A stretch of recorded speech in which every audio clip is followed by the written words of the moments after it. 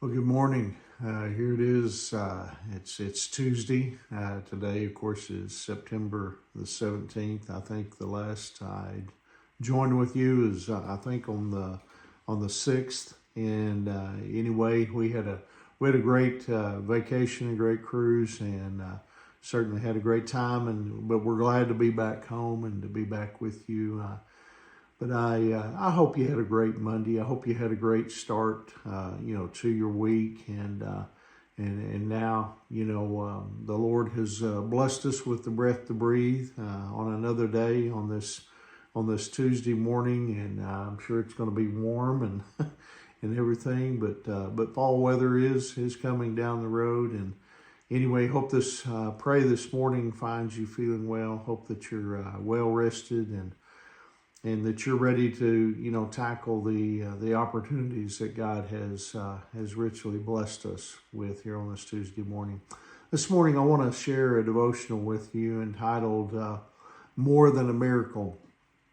I mean, let me ask: have you ever thought that if you could, you could do a miracle, then your non-Christian friends would believe?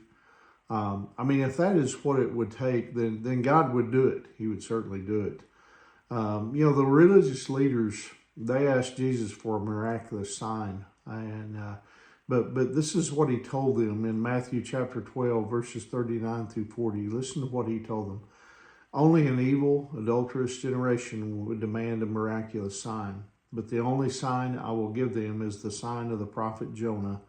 For as Jonah was in the belly of the great fish for 3 days and 3 nights, so will the Son of Man be in the heart of the earth for 3 days and 3 nights. At the same time that Jesus, refused a sign, he promised a sign. He refused he refused the sign they wanted, which, it would have had no effect on them. But you see, he promised the only sign that could truly impact and change them. Jesus was basically telling them someone greater than Jonah is here. And I'm offering you forgiveness. I'm offering forgiveness. Now, while Jonah, he came preaching God's judgment. You see, Jesus came preaching God's mercy and grace. Jonah was disobedient, but Jesus was obedient. Jonah preached to one city, but Jesus came for the entire world. Then Jesus, he continued on in that same chapter of Matthew in verse 42. He said, the Queen of Sheba will also stand up against this generation on Judgment Day and condemn it, for she came from a distant land to hear the wisdom of Solomon. Now someone greater than Solomon is here, but you refuse to listen. The Queen of Sheba was not Jewish, but she came to Jerusalem seeking, the wisdom of the great King Solomon.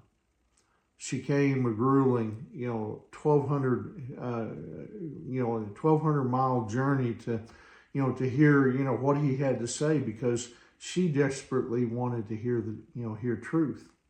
Now, in essence, Jesus was saying, you should know better than to ask for a sign.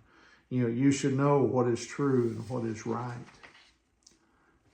We can't help but, draw a parallel to, our nation here.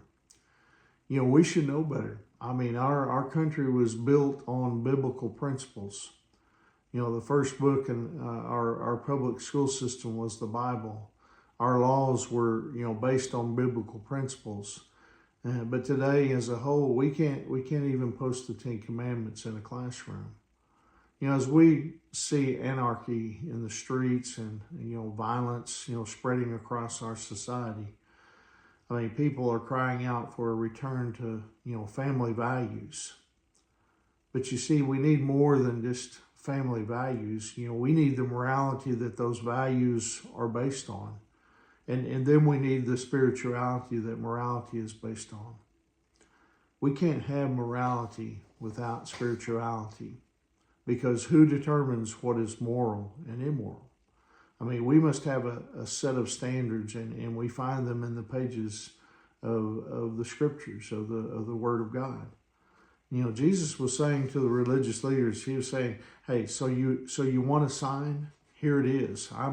I'm going to die on the cross and I'm going to rise from the dead. That's your sign. You know, the sign our unbelieving friends and family need to know about is that Jesus died on the cross, you know, for them and then rose from the dead. You know, this is what we need to proclaim. Listen, it's the greatest sign of all that we could give to a lost and dying world that we're living in right now. And so that's what my prayer is that we would be sharing that miraculous sign of what Jesus did for all of us. And so anyway, I hope that encourages you here on this Tuesday morning. I hope you have a wonderful day.